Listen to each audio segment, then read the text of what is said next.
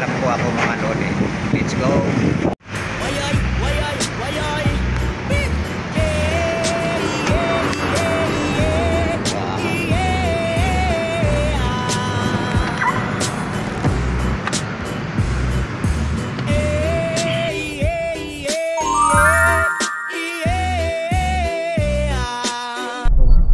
Bagamat pasado alas 5 na ng umaga ay madilim pa rin ang paligid dahil sa bagyong Emong at sinabayan pa ng habagat.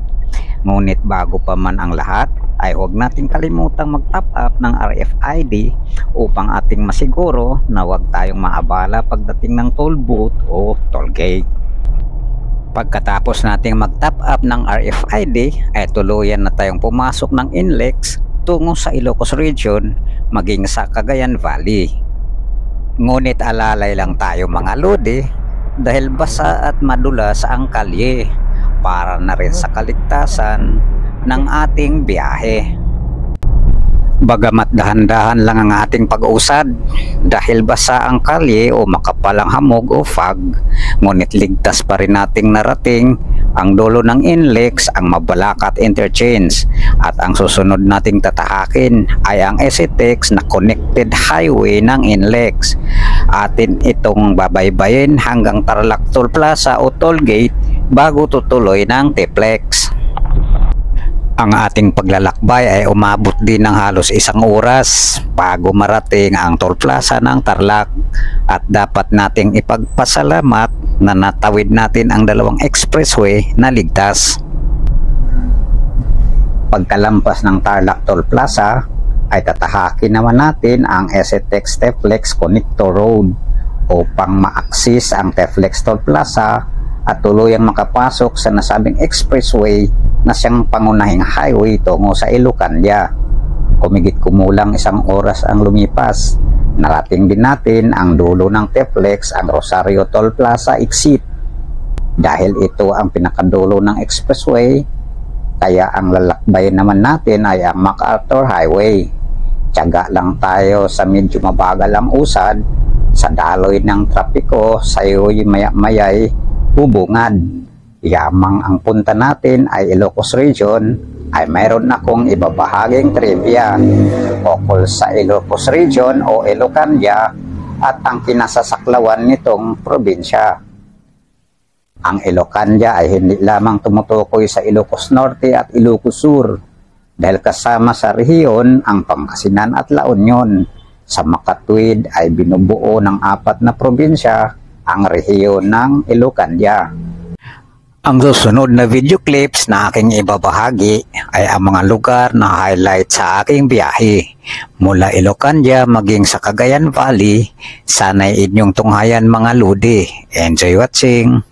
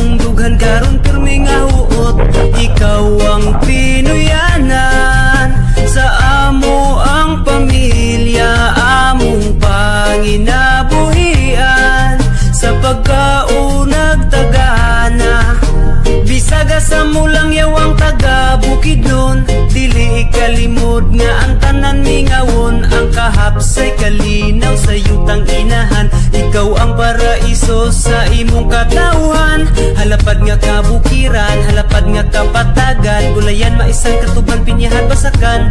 Og ang presko nga hangin, usa ka langit mong gasa katubigan daw sa amin. Mga isda